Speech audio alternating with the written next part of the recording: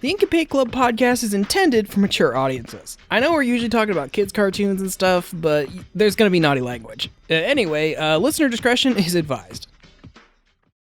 Kai, what the fuck are you giggling about over there? This is a picture that I sent. It says, please buy my premium Snapchat. And it's a picture of a roast beef sandwich.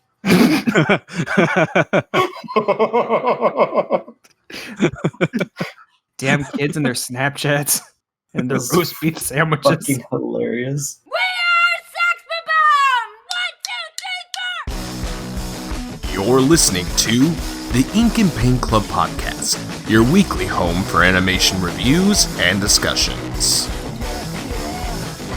Hello, everybody, and welcome to the Ink and Paint Club podcast. My name is JD, and joining me as usual, Kyle, Yo. and Matt. I'm Matt. It's me. And I just want to remind everybody that you can follow us on our Facebook and our Twitter and our Discord, all the links of which are in the episode description. And if you're not already doing so, we are available on most streaming platforms, so you can take us on the go if you would like. For this week's episode, I know that we are generally an animation-centric podcast, but it is the 10th anniversary of one of my favorite films, as well as I'm sure as many of your favorites out there. We are going to be talking about Scott Pilgrim versus the World. It's basically a living comic book, so it's close enough. There's animated bits in the movie, so there's animated bits, and there's also just like tons of visual and graphic effects. That's like, it just makes it feel like it's a living cartoon. Yeah, so I mean, but not like in the way that like fucking, like Roger Rabbit or like, no, it's literally like someone took panels of a comic book and put it up there with all the onomatopoeias and shit. It's good. Yeah. It's good stuff. Yeah, no, I would definitely agree with you. It's absolutely one of my favorite films. So I will say, this is one of my favorite. I think this is probably in my top 5 favorite movies of all time. I've got the movie poster for it framed downstairs. I saw this movie in theaters 3 times. Yikes. It also helped I was working at the movie theater at the time, so I got to see it for free. Okay.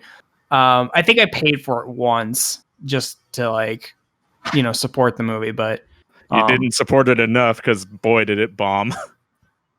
It did, but it is since, kind of gained a cult status, and I think that's kind of where it deserves to be anyway. Yeah, totally.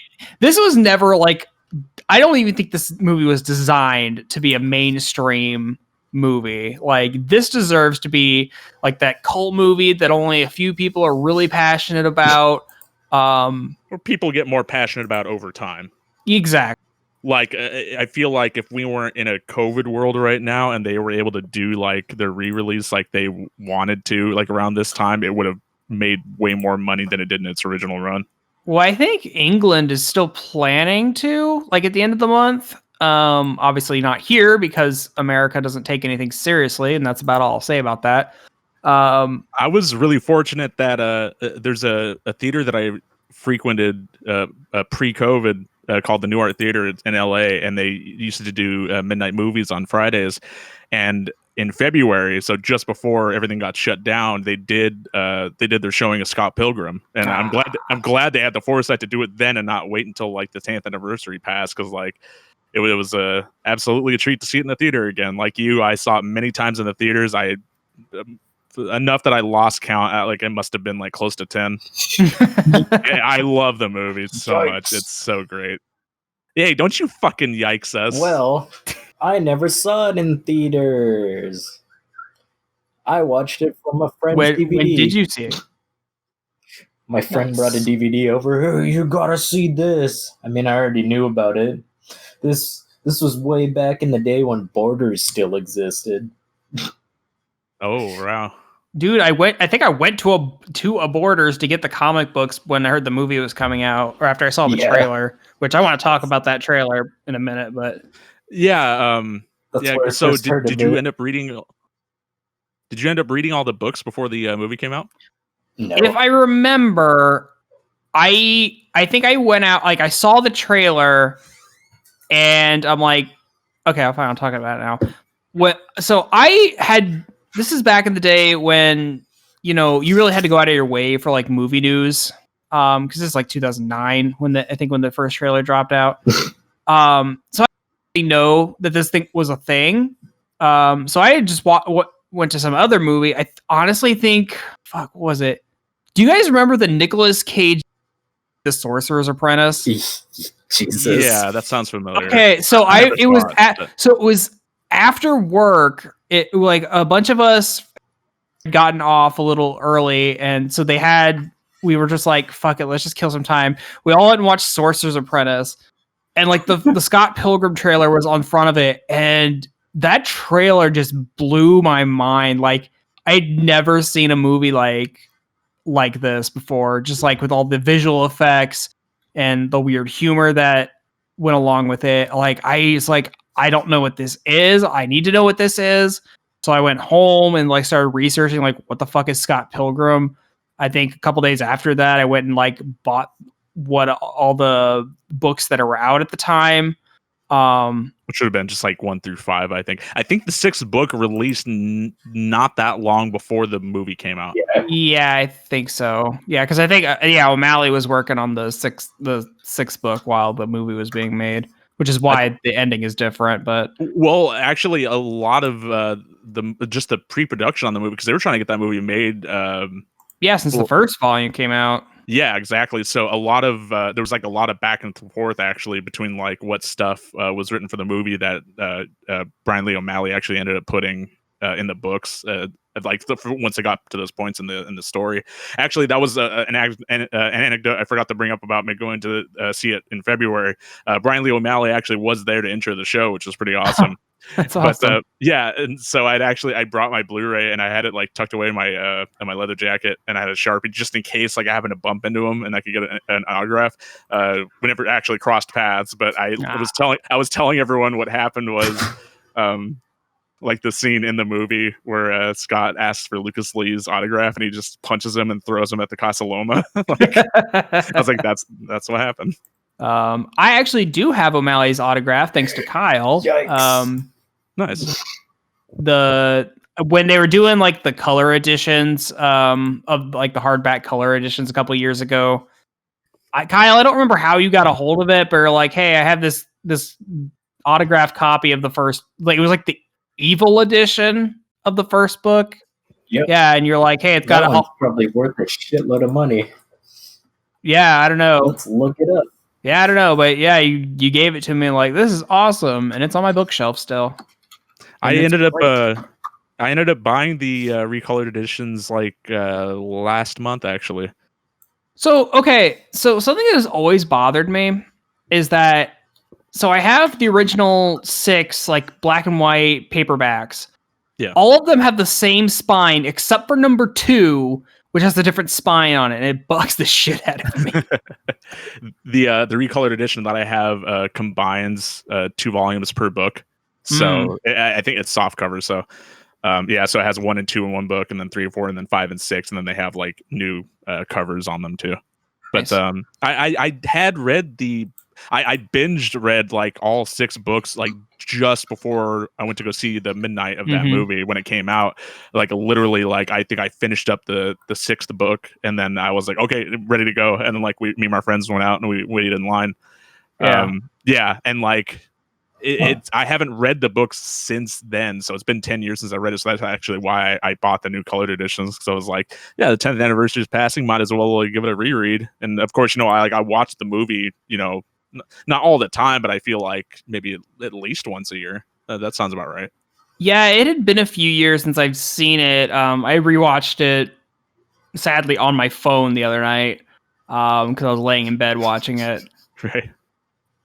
So I definitely think it's a movie that you need to watch at least on a TV. But like there's so much bombastic like this and the action that's going on. Like I think it definitely is a movie that deserves to be on the big screen. Yeah, totally. Before we get further into the actual the movie, though, let's talk a little bit about. We talked a little bit about the author Brian Lee O'Malley, but as far as the director's concerned, Edgar Wright. Yeah. Okay, so this is in between Hot Fuzz and World's End, right? Yes. Okay, so I know I had seen Shaun of the Dead. I don't know if I'd seen Hot Fuzz yet by the time I saw Scott Pilgrim. Oh wow. Um, The reason why I was so excited for Scott Pilgrim is because I was such a big fan of Shaun of the Dead and Hot Fuzz. Because I hadn't read the books, or I had a surface level knowledge of Scott Pilgrim at that time, just because of frequently, or being on the comics and cartoons board like on 4chan and stuff around that time. Like it got posted like images and stuff, so I'd seen stuff here and there, but I didn't really know anything about it until that trailer came out, and then I got interested in checking out the books. mm-hmm. But yeah, no, Edgar Wright, I was a fan of his since Shaun of the Dead came out. I loved Shaun of the Dead, loved Hot Fuzz, absolutely loved Scott Pilgrim, loved World's End. I was really looking forward to his Ant-Man, and that got like stuck in production hell and then never happened. Yeah. Still haven't seen Baby Driver though, actually. Yeah, I haven't either, but a lot of people say it's really good. It's Yeah, it's different from his other movies. It's not like I don't think it's like a comedy at all. Yeah, well, it probably has elements of comedy in there, but yeah, no, that's one I've been meaning to check out. I was actually going to do that soon. We actually still have a rental place, like a local rental place here in town. I'm hoping they have it. Yeah. So yeah, if you're unfamiliar with this, Scott Pilgrim is based on same titled comic series by creator Brian Lee O'Malley. He's since gone on after the Scott Pilgrim series. Done a couple other books. I haven't read Seconds. I want to. He's done one book, and it was Seconds. He hasn't done anything else actually aside from Seconds, as far as I know. I thought he's written for other things. I think he maybe wrote for one other thing that wasn't his, but as far as like original graphic novels, I think just Seconds, and that came out like in 2015, I think. And then he's been writing this. He's been writing this for 10 years now. Still. Well, I mean, I imagine it took a bit of time to redo the coloring for all the books and stuff. Okay, so sorry, that's right. He had a book called Lost at Sea before Scott Pilgrim, and Seconds was after. Yeah. It looks like he has another book coming out eventually. Not sure. It looks like he's done cover art for some comic books and written this series called Snot Girl. I'm not familiar with that. I am. I saw that you can still buy those color editions or whatever, the Evo editions on Oni Press's website, and they're fucking $40 each. So Damn. to get the whole thing, you have to pay $260. Damn. Fucking ridiculous. Damn. Days collector's items. Yeah. Not really. If you're gonna fucking read them, there goes the value. Well, breaking the spine open and shit. You ruined the collector's value. Never removed from box. Oh man. So yeah, this movie is bananas. Its direction, its visuals. Not every one of the people in this movie were big stars, but God, there's so many flipping people in this movie. Yeah, I don't know how they got so many people. Yeah, like a lot of them got casted, and then they ended up being in popular things like Captain America and Superman are both in this movie. Yeah, Scott Pilgrim does fight Captain America and Captain Marvel is in here. And Captain Marvel. Yeah, you're completely right. Yeah, Aubrey Plaza is in here. Michael Cera, Luke, Brandon Routh, Chris Evans, Allison Brie. Wait. Mary Elizabeth Winstead. It's not Jesse Eisenberg. That is a common thing that was happening around that time. Yeah. When did Social Network come out? I think that was like 2010, right? 2010, 2011, something like that. I'm looking forward to the fucking sequel they're gonna have to do for that after all the shit Mark Zuckerberg's gotten into now. Yeah. But yeah, there's who else is in this movie? Like I said, Brandon Routh's in this. Jason Schwartzman. Oh yeah, Jason Schwartzman. My girl Anna Kendrick's in here. May Kieran Whitman Culkin. shows May up. Whitman. Okay, I just want to say I love that Kieran Culkin has like a really like flourishing acting career going on, and like, what the fuck happened to Macaulay?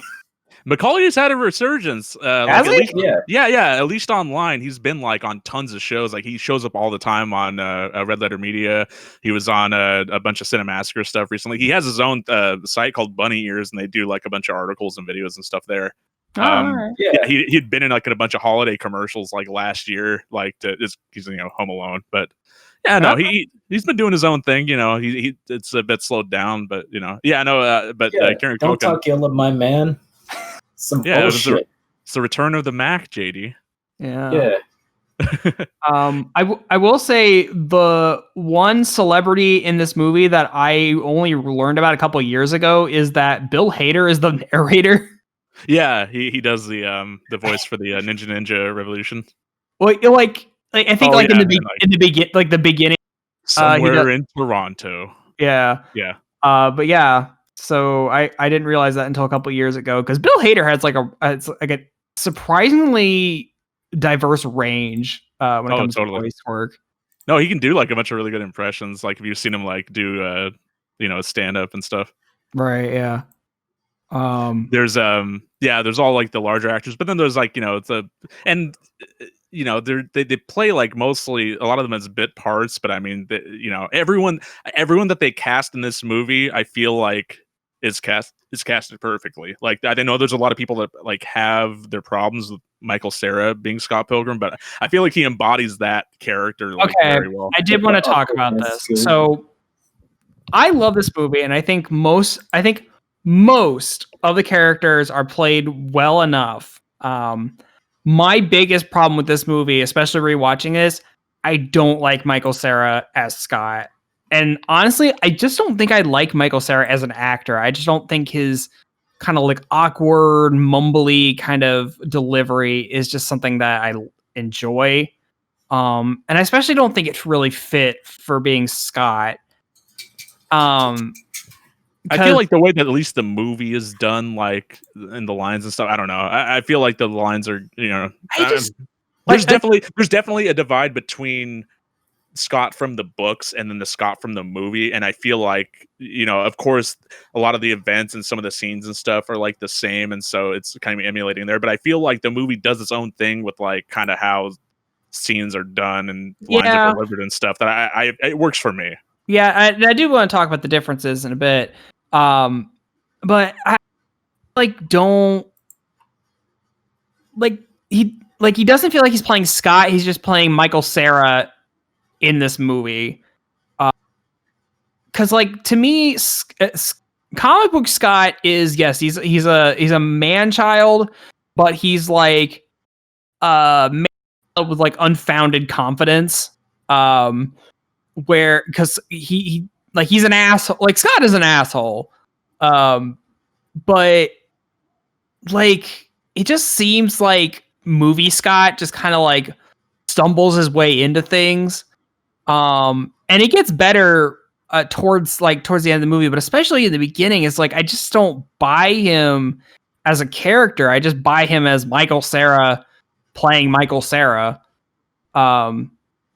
But like I think all the evil exes are great. I think Mary Winstead is great as Ramona. I think like Kieran Culkin as Wallace like almost steals the entire movie. A lot of his scenes are probably the most memorable for probably like a lot of people. I think they could have done more with Kim. She's like a way bigger part of the comics, and I feel she's kind of sidelined a lot of the time in this movie. Yeah, unfortunately. I did think the guy who plays Steven did a really good job. Steven Stills, yeah. Yeah. Kim's a cutie pie in this movie. Yeah. But not in real life. Oof. What, Kyle? Said, but not in real life. Oof. Okay. I don't know if you've seen her lately. I don't really go that's around. Rude. That's a little rude. Yeah. So one of my other problems with this movie that I noticed this time around is so I've learned to divorce myself. Like, this is the movie version and there's the comic book version, and so it gets better at going when keeps going into the movie, where they're kind of like maybe keeping some of the same beats as the comic, but they're not like beholden to like recreating the comic entirely.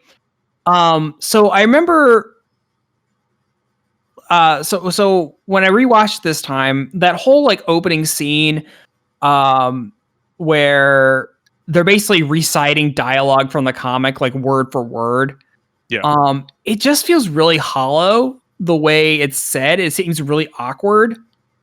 The way it's like, because part of it's the delivery, and part of it is just like, it feels like this kind of dialogue wasn't really meant to be spoken out loud. It's better written down. But especially like that whole conversation they're having, like when they're all sitting on the bed after the opening titles, talking, like that back and forth, like it just seems like it's supposed to be this really snarky, kind of like fun back and forth. But I don't know, I just didn't get that from their delivery, I guess.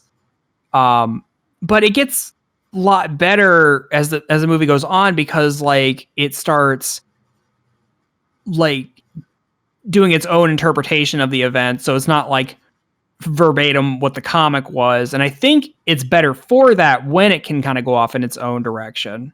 Yeah, totally. Yeah, and I can kind of agree.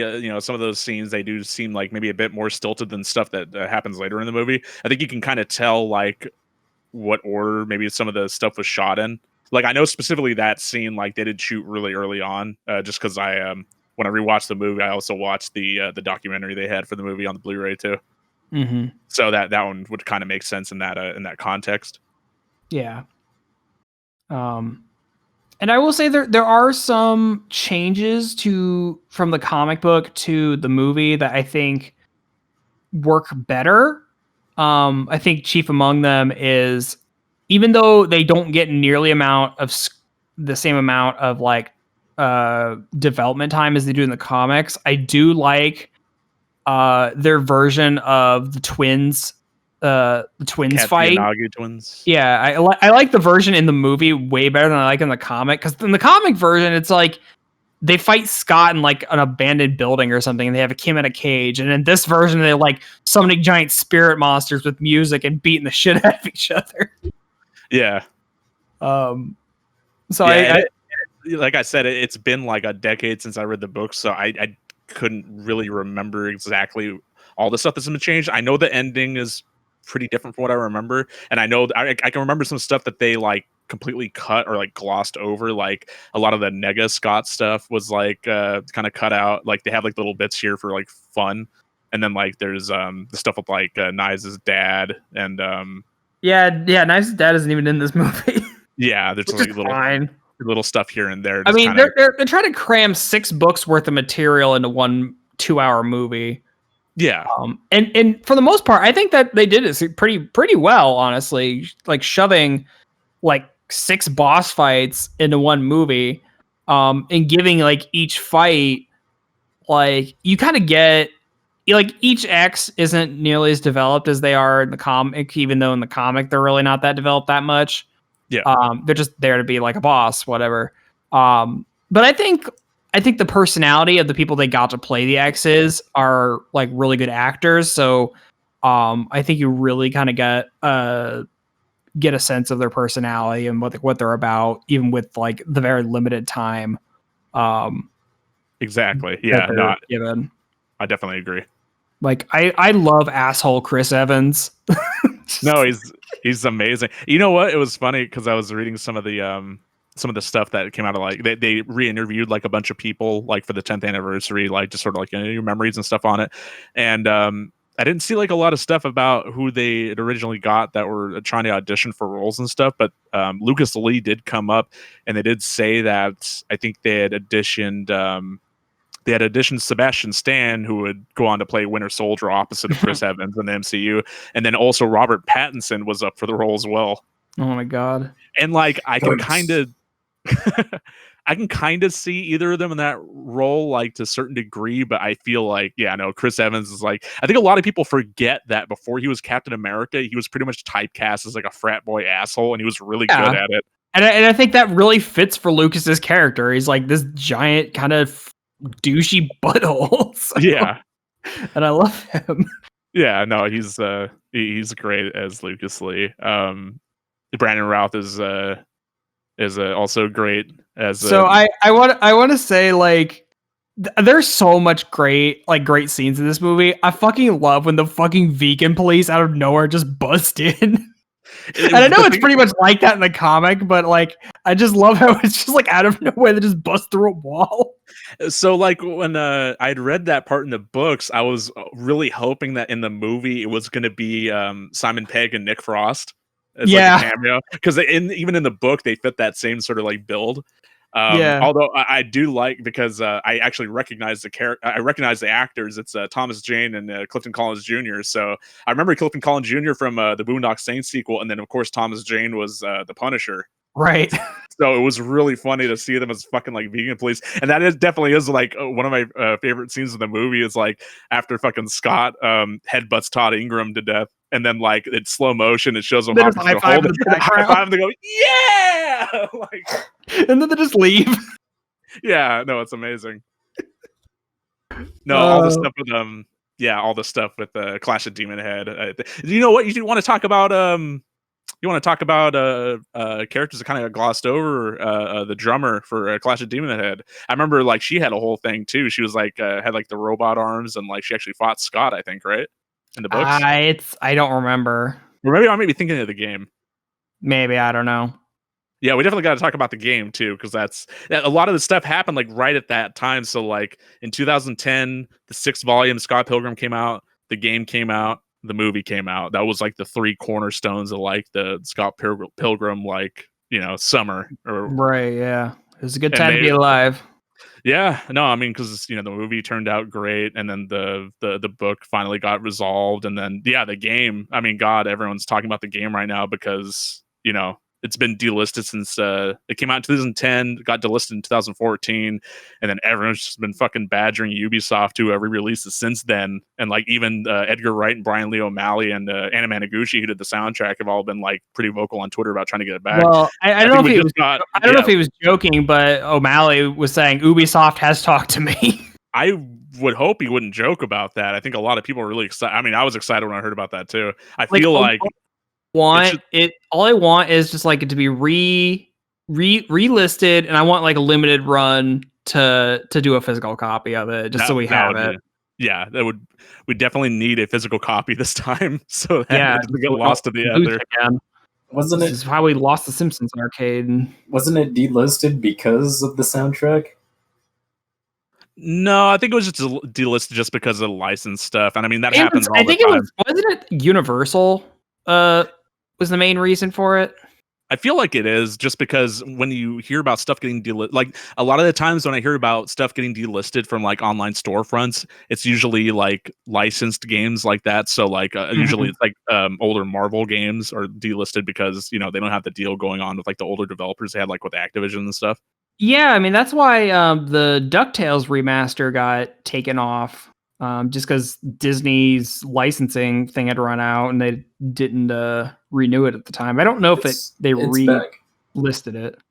Okay, that's right. They did put it back. Yeah, like it's definitely not from Anna Managuchi, because they've been very vocal about how much they loved doing the music for that. And I feel like they wouldn't be the ones in the contention there.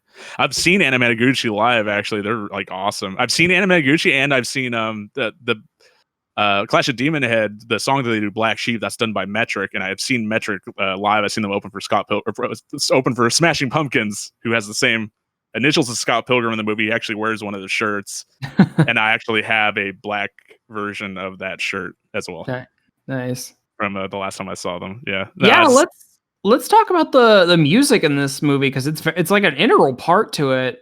Yeah, we got just like the movie's just filled with like a bunch of really good licensed tracks, and then you've got Nigel Godrich, who does the score, who's mostly known for producing all but the first 2 Radiohead albums. He's done tons of other stuff aside from that, but he's mostly known as like, he's the Radiohead producer. But that score is like really good. I feel like it was one of the very first movie scores I ever sort of like listened to on its own. I really like it. I really enjoy it. But then like all those songs that they have on the soundtrack as well are just like really good, and not just the ones that they licensed for the movie, but the ones that they wrote for the movie as well. Because Beck Beck did a lot of music for this. Beck did like the Sex Bob-omb songs. He wrote all of them. There's like 3 in the movie there, and then he does do like a couple of other ones that aren't technically by them. Yeah. But of course, in the movie they actually learned how to play all the instruments. Michael Cera he'd been a bassist way beforehand. I think I can't remember the name of the band he was in. Something Majesty, something Dust. I can't remember. No, but he already knew how to play bass, and then like basically everyone else in the movie, like I know Brandon Routh said he had to spend like 4 months learning bass, even though they didn't use his tracks for the Black Sheep recording. I think the Black Sheep recording that they have in the movie is straight up the studio track, and then they just have Brie Larson. Brie Larson's vocals. But then on the actual soundtrack album, they have the real metric version, which I believe hadn't been recorded up until that point, if what I read was correct. And then you have was it Crash and the Boys? Like they're done by Broken Social Scene, I think. Or did I read? Actually, I'm not sure if I'm correct on that. Yeah, I'm not sure, but there's like a lot of like actual bands like did music for this, and it's just like really interesting the way, like obviously in the comics, like being in Sex Bob-omb the band and like trying to make it and try to get a record deal and stuff like that's a really big part of the comic. But to see it like really come to life in the movie and getting all these like notable musicians to like come in and create music, like create new music for it, as well as license their songs out, was like really interesting. And like how you have these established musicians creating the sounds of these individuals. I remember in the actual books, I think Brian Lee O'Malley put together like a little mixtape things for each book to sort of give you the mood of like what he was listening to when he created the books and stuff. I feel like a few of those are actually ended up in the movie. I'm not sure which ones exactly, but I know that was kind of like what they were derived from. Right. Yeah. But yeah, man, I mean, just like outside of like a few nitpicks, like, and I guess they're nitpicks. Like I'd say 99% of this movie like works for me. Was there anything else aside from like the Michael Cera stuff you mentioned earlier? And the Michael Cera, the kind of weird stilted dialogue at the beginning when they're like just reciting the comic book, I don't think works as well. But like I said, I think once they start like just basically adapting the beats of it rather than adapting it wholesale, they're putting their own spin on it. I think it works a lot better. I do think like the whole Nega Scott thing at the end doesn't really work. I guess I never really understood, and maybe you guys can explain this. Like the first time Scott goes to fight Gideon, he like, I'm fighting you for Ramona, and that's where he gets the power of Love Sword.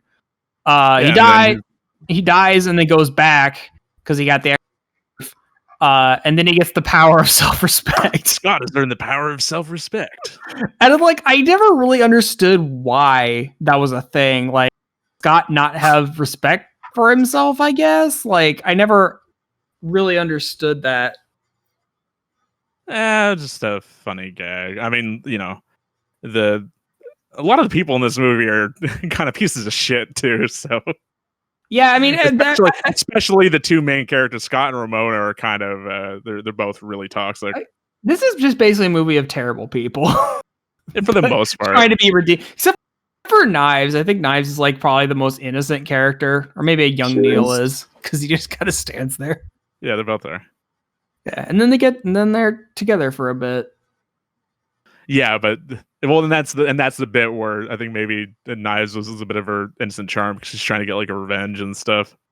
I think it worked better in the comic because I think the way that O'Malley draws that young Neil and Scott looked a lot more alike. So it was Yeah. more of a joke. Yeah. Well, I mean, you can kind of see like the Yeah, I bit mean, of resemblance in the movie. Yeah, I think Michael Cera and the guy who played Neil, I think they kind of had a lot of similar mannerisms. Yeah. Kind of to sell that. What's your well, actually, so we've talked a lot about it. Kyle, what are your feelings on the movie? It all right. That's fair. Not subtle or nuanced. I don't know. I'm not a fucking nerd like you guys, where I'm like, oh, this director, man, these. You I don't are about know. some things like Thought that. it was an alright movie. The only thing I wish they would do more movies with the. I don't know. This does feel like a comic movie. This whole series is just a celebration of pop culture, video games, music, comics, that kind of stuff. Well, kind of wish they would do more comic movies where it has like the words flying. Yeah, and God, stuff. we haven't actually had a real comic movie that they did also- that type of shit since the Batman 1960s movie. Yeah. Well, it's not even the words and stuff because they have like lightning bolts coming out that's all drawn and stuff like that. It's interesting, and I mean, I can't. Other than that, you can't really name anything else. The only one I that's can quite really like think that, of, and so. it doesn't really count, is Into the Spider-Verse, because that whole movie's animated, so of course they would do that type of stuff. If you're talking about like, yeah, any of the million comic book movies that we have nowadays, yeah. Yeah, like And I feel like maybe that's why Edgar Wright didn't work out for Ant-Man. I feel like maybe he had a lot more comicness to put like in his version that maybe just didn't.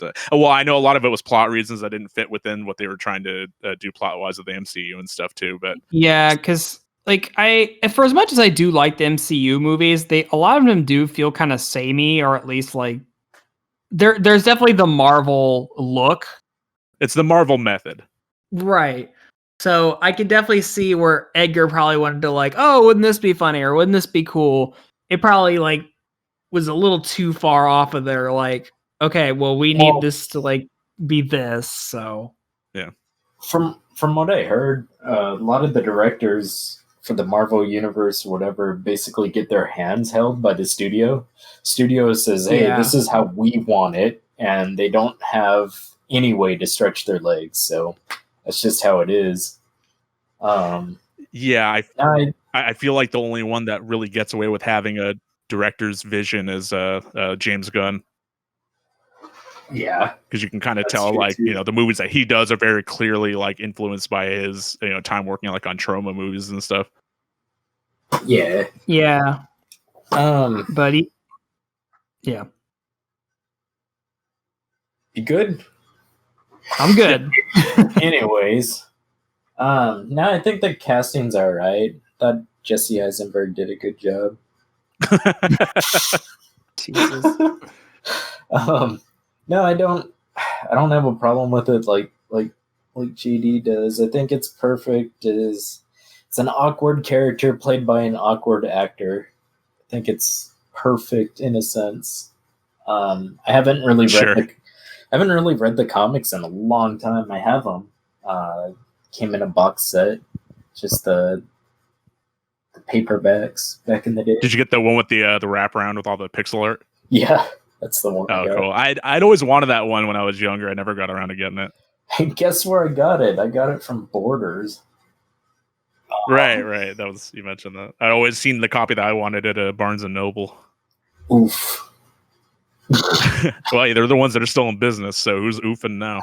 Yeah, but Borders was way cooler, even though way expensive. Yeah, maybe. And that's why they failed. Exactly. Yeah, I don't know. I liked it. It was fun to rewatch it. That's the thing too. It's not only the words and lightning bolts and different shit, but they also have like the I don't know how comics do like inner dialogue where they're boxes. A lot of the boxes will pop Yeah. up and they'll do that.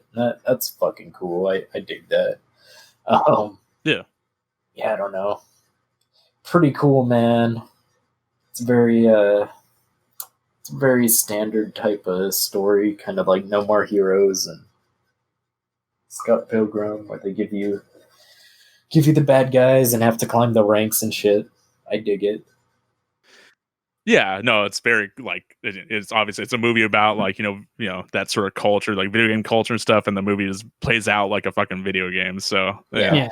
that it's not so much that the plot needs to be totally intricate; it's just the way that it's achieved. And I feel like you know, the movie bleeds style, so I mean- it's fucking fine to have like a simplistic plot.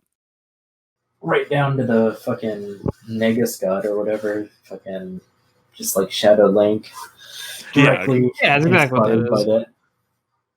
that. Yeah, but the only thing back in the day where, like you were saying, how everything was, you had the video game, you had all this kind of shit. Probably around the time 2009 was it? They had Comic-Con exclusive toys. I always wish I would have got one of them. It was him in his X-Men jacket. Oh, you know what? I think I remember that because I was there at 2009 Comic-Con. I think I remember seeing that. It's fucking cool, man. I don't know how much it's going for right now. Don't look for it. It'll break your heart. It's probably going for a lot of money. I'm not gonna buy it. Oh, What's your what were you gonna say, JD? I don't give a shit about it. I was gonna say I didn't know if you guys wanted to talk about the little. That animation. I was gonna say I didn't know if you guys wanted to talk about the little animated short that they did for Adult Swim to promote the movie. Scott Pilgrim versus the animation. Yeah, I figured. I did bring that up in the checks. I'm like, we are an animation podcast. Might as well talk a little bit about. Because aside from there was animated bits in the movie where they kind of have like some flashbacks and stuff to like there's two specific. There's Ramona's history with Matthew Patel, and then her history with Todd Ingram, and then they have like the hole in the moon. Yeah, and then there's the Scott Pilgrim versus the animation, which is very specifically an adaptation of the first chapter of the second book, and it kind of goes into how Scott met Kim, and it actually has a character that wasn't seen at all in the movie.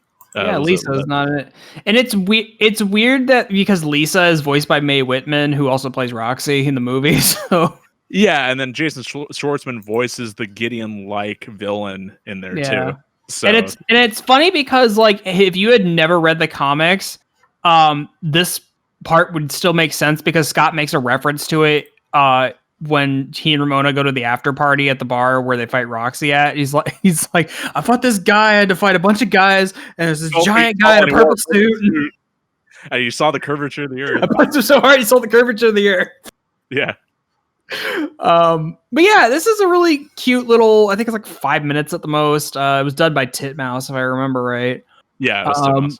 Yeah, so it's a really simple thing. They got the actors from the movie to voice their respective characters. But yeah, it was just like a cool little adaptation of that part of the comic. It's in Brian's style, so that was kind of interesting to see. It almost makes me wish that we had like an actual animated series of this. But when this aired and like when I saw it and after I got done reading the books and seeing the movie, I was just thinking like. For the longest time after that, I was like, man, they could easily do an adaptation of the books. Just do it in that style. It'd be rad. Dude, I could see Scott Pilgrim, like, in this day and age, I could see Netflix picking it up for, like, a season where they adapt all the books. Yeah, so, and actually, this is something that came up during all, like, this 10th anniversary talk, is that apparently Edgar Wright and Brian Lee O'Malley both have been discussing trying to get, they said an anime done of the books. And of course, when they say anime, that's the books are done like in a manga style. So right. I don't imagine they would change the style to look more like Japanese anime or something. I think it would still maintain the look of the books. But I feel like that in this day and age, like, yeah, the animation would look a lot better than what was in that little titmouse short, of course. Yeah, because that was just a cheap they put together for the movie. It wasn't like meant to be like a really intricate thing. Yeah. No, and I feel like, yeah, it definitely works just because, you got like the 6 volumes. If you split up each volume into a certain amount of episodes, and you just do it like a mini series, like, I don't know, do like maybe 3 episodes per book, and then you have like maybe like 2, because I think what really worked, because I was a big fan of the series of Unfortunate Event books growing up. Obviously I had that movie with Jim Carrey, but when Netflix picked it up, they did it in a way that they gave like each book 2 episodes, like 2-hour-long episodes, so you could really get all the details of that out. And I thought that worked really well for it. So I think what you're talking about would work really well, is you give like an episode or 2 to each book, or you do them even like that. Just do really long episodes that encompass like one volume. Yeah, like, you doing do like that. mini movies essentially, just like like 40 minutes or something. Yeah, for sure. I think that would work. I think that'd be really cool if they did that, but who knows? Well, no, the future holds. I just hope they fucking leave it alone. It's had its time. You want it to just. It's had its time. Just fucking let it go. Stop riding its coattails. You gotta ride that money train. Just ride the coattails for a little bit longer. I feel like the cartoon's like the last fucking like thing that they need to do, because they got the live action movie, they've got like the soundtracks covered, they got the game covered. Like, just do the cartoon, damn it, and then leave it alone. After the cartoon, there'll literally be no stone left to do, unless they want to like reboot the movie like 20 years from now. But hopefully they never do that. Then they're gonna do a claymated movie. Then they're gonna fucking do. We're gonna get Leica to make a Scott Pilgrim movie. I would not say no. Yeah. I feel like Leica could probably be better utilized doing anything else, but I wouldn't turn my nose up at a fucking Scott Pilgrim reboot done by Leica. Jesus. Then we're gonna get a Scott Pilgrim dating sim. I'm surprised. I'm surprised that hasn't happened. Yeah, actually, that seems like a fucking moneymaker right there. Yeah. I guess the only other thing to talk about, you guys mentioned it earlier, is to the video game that Ubisoft made. Yeah. It was I've only played a little bit of it. I only played like the first couple of levels. Actually, thanks to Kyle, who back in the day let me use his Xbox Live account to play it. Oh, nice. It always circles around to me, doesn't it? Because you're a good bro. Yeah. Kyle's best boy. Yeah, no, the game is rad. I played so much of it like after it came out. Unfortunately, some of the quality of life stuff came way later. Like, I think not long before it got delisted. I think like it didn't launch with online multiplayer, and they added that into the Wallace Wells later, and like that happened like just before it got delisted. So a lot of people didn't really get to experience it. Yeah. The actual game, like, I think it came out right around the time that Castle Crashers came out. So there's like two of these really awesome like beat 'em ups that came up right around the same time. So I kind of interchanged both of them. No, and like, yeah, I already mentioned like Anamanaguchi. The soundtrack is just fucking choice. Like, I love that soundtrack so much. It's some of the best like chiptune music out there. I can't remember exactly, but I think the game might be the reason I checked out Anamanaguchi to begin with. But yeah, they're great. I love their stuff. They put on a great live show too. I'm sure they did. They have a song about Hatsune Miku. Of course they do. The game actually did have. Obviously, he didn't do like the actual illustrations, but he did Brian Lee O'Malley did do storyboard stuff for like some of the cutscenes in there, but basically all the graphics are headed by Paul Robertson, who's like very well known for his sort of like pixel sprites and stuff. I love Paul Robertson. He does all these intricate pixel animations for Adult Swim all the time.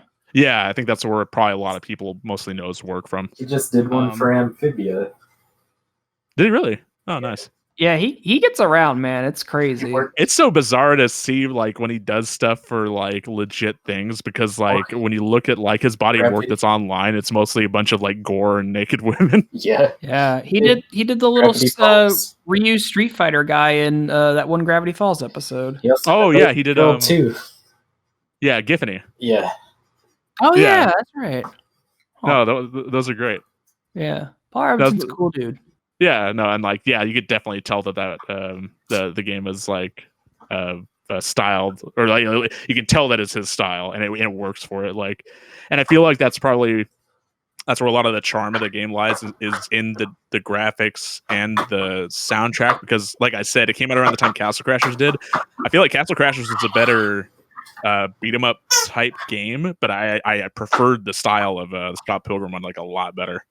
Yeah, I was never very good at the game just because I'm not really good at beat 'em ups. I didn't grow up playing those kinds of games, so I never really got a feel for them. Like, my wife and I were trying to play River City Girls a few months ago, and we got a fair amount into it, but we weren't very good at My it. wife. My wife. Made that joke last time Mel was on. I think we make that every time I bring up Melanie. Yeah, I'm gonna say it the next time too. We'll say it every time. You could say me and Melanie, but you specifically say my wife. That's where our mind goes. Well, because maybe we got new listeners, so when I say Melanie, they don't know that Melanie is my wife. We have the same amount of listeners. I don't know. I don't know who listens to these. Listen, if you're gonna say my wife, it's imperative you say it like the funny man with the mustache. I honestly don't know if I've watched Borat all the way through before. Oh, God. I don't know that I've watched it since it came out, actually. I think most people just remember my wife. Yeah. And then sometimes people remember this suit is not black. Yeah. So is there anything else you guys want to talk about? The movie, the franchise, I guess? What is your favorite scene from the movie? I like Kyle. the dragons. The dragons are really cool. That whole fucking scene of like the Katinagi twins like summoning the dragon, and then Sex Bob-omb summoning like the giant fucking The Sasquatch. The Sasquatch. Like that whole scene is like really fucking cool. I think rewatching this, I think I really I like anything with Wallace in it. Like I especially love during the when they're before Matthew shows up, I just love him screaming from the balcony the entire time. Yeah. But I think I really enjoyed the Ramona Roxy fight because I think it's really well choreographed. I like Ramona using Scott as a fight puppet. Yeah. I don't know. I just thought it was a well done fight. If you close your eyes and listen to them fight, it sounds like it's just Scott and Ramona are fighting Katara. I mean, yeah, pretty much. This is probably around. I mean, this was 2010. This is probably. I think Avatar was done by this point. Yeah, that sounds about right.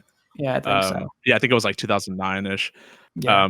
But then, yeah, I think Mae Whitman was also on Arrested Development with. That's Sarah. right. That's right. Yeah, because they were cousins, right? And they were. No. Or they were not cousins. She was Michael Cera's really awkward girlfriend, and the whole joke was that she was just so bland and unassuming that everyone keeps forgetting her name. Right, that's what it was. It's weird. I've tried to rewatch. I've tried to watch Arrested Development 3 separate times, and I always fall off of it. I don't know why it doesn't jive with me.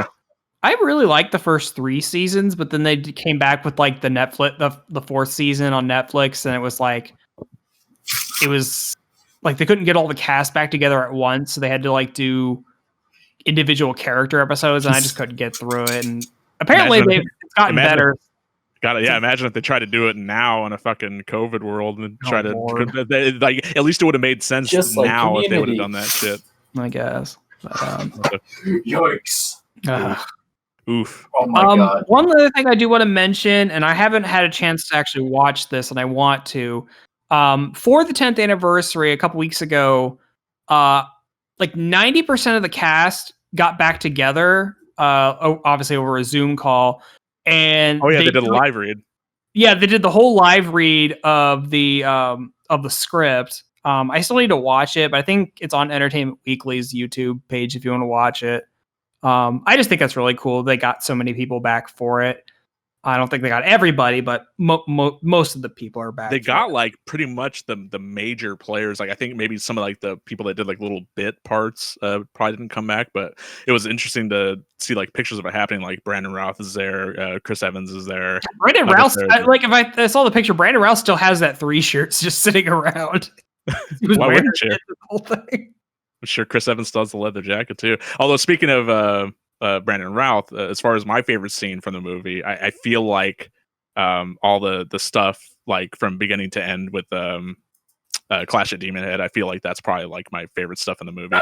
Yeah, just because if not solely for the fucking bass battle they do in the movie. Because of course, I mentioned on here before I am a bassist, but of course I became a bassist like a bit later on after the movie came out, and I mentioned in the FLCL review that maybe Haruko like kind of subconsciously influenced my decision to become a bassist. I feel like a lot of that lied in Scott Pilgrim for sure.